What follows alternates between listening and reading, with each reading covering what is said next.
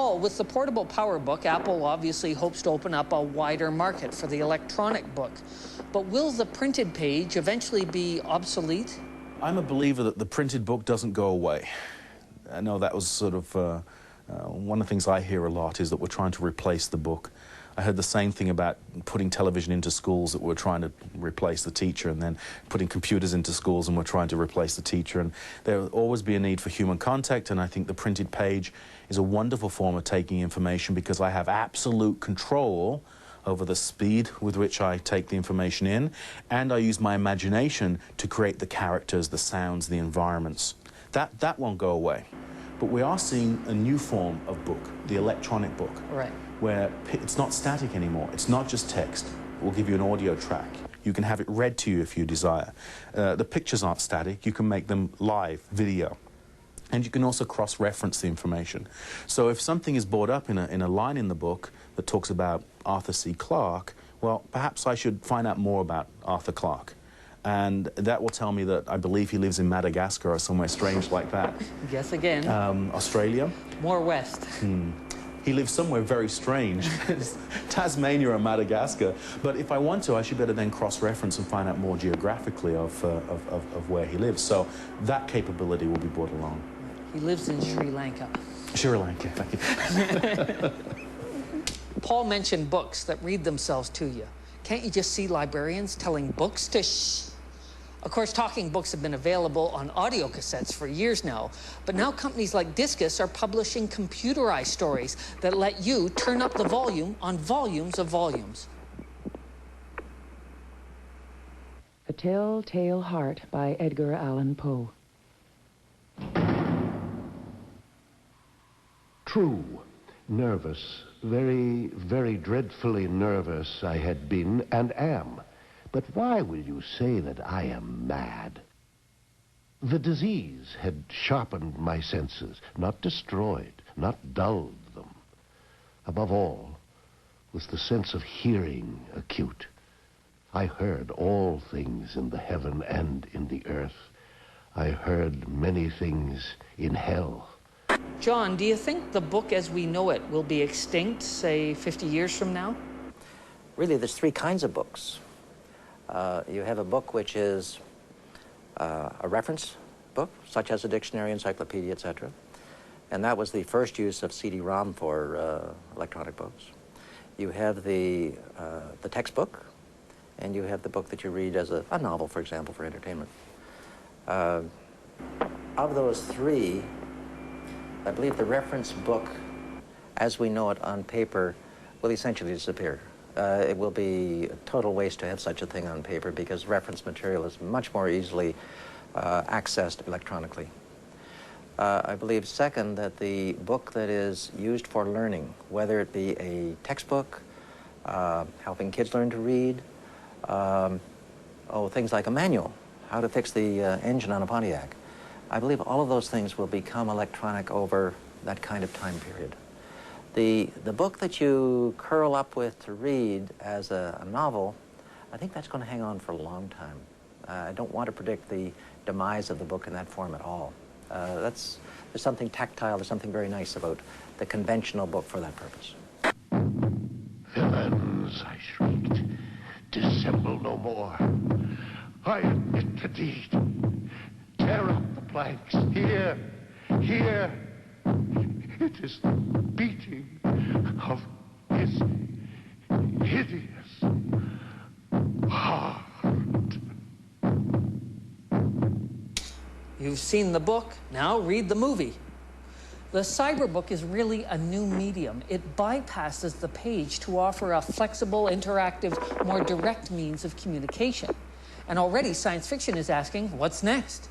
And the answer is more direct. Bypass the keyboard, the screen, even your eyes. In William Gibson's Neuromancer, cyberpunk characters plug directly into computers, jacking their brains into memory banks. Meanwhile, other cyberpunk authors are also rethinking the book. Pat, do you think the book has a future? Yeah, absolutely. For one thing, it doesn't take any batteries, so it doesn't waste any energy, and it doesn't produce any toxic waste. But I think the future of the book looks a little bit different than the bookstore. See, in the future, you know, possibly to conserve resources, to conserve trees and paper and all of that, it's like you only print out the books as they're needed, okay? And so you take a little chip off the you read the cover, you know, and you read the back, and they have the cover up there. It's all laminated, hanging on a peg, and then there's a chip behind it, you know. And so you take the chip up to the counter, and you say, I want this one, and they say, okay, come back in 20 minutes. So it's like they put it in a laser printer, you know, and it comes out.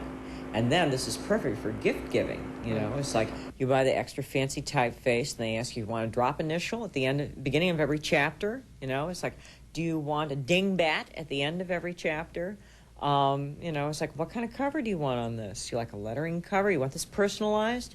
Hallmark, my former employer, is doing the personal greeting card now. Is where you pick the greeting card, and then you tell them what message you want. You can choose a prefab message, you can write your own message, and then they run it through the laser printer, and it looks like it was printed up for you. If you can make the book look exactly the way you want, why not the storyline? How about interactive books where you choose the plot twists? Hamlet lives happily ever after, or Sleeping Beauty snores and scares off the prince. The first interactive books are here from Icon Simulations, Inc. Nancy, load up the Sherlock Holmes mysteries. You direct Holmes and Watson on their quest to catch the killer. Once you've collected enough clues to convict the criminal, you fast forward to close the case before the sleuth of Baker Street electronically utters, "Elementary, my dear Watson." What rubbish! What balderdash! You must have read something terribly disturbing, Watson, for you to be so overwrought this early in the morning. Indeed, Holmes. It's irresponsible of the Times to play upon people's superstitions. Ah, you must be referring to the affair of the mummy's curse. Has the entire city in an uproar.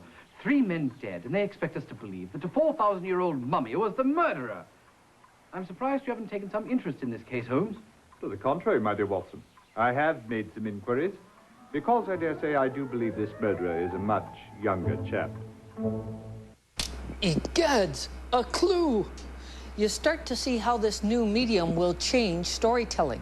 And publishing technology always affects storytelling. The inexpensive chapbooks that made Dickens so popular in the 1800s. The pulps and comics of the 1930s.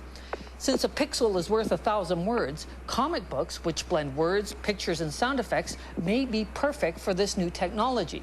But so far, the only interactive comic is Mr. X, based on the groundbreaking series from the early 80s. Most comic companies are ignoring the trend, but a few creators see the big changes coming. Nancy, run the CompuComic clips while Holmes and I corner the killer. Sergio, what do you think the comic book of the future is going to be like? Oh, the comic book eventually, as a comic book, is going to disappear. Mm-hmm. As we have made adults for comics for adults, as the comic book industry has geared to collectors, as everybody is not doing anything for a new generation of readership, obviously there's no generation that's going to buy comics. I don't see anything done for new generations, except a little mercenary generation that wants to get into the stock market of comics. They want to buy issues to sell later. But with all the advance on computers, with all the advance on television, on discs, on lasers, on everything, the comic book it has to change medium eventually. Paper become more hard to get. It's a crime to cut trees to make paper. See, times change. And the comic book has to change.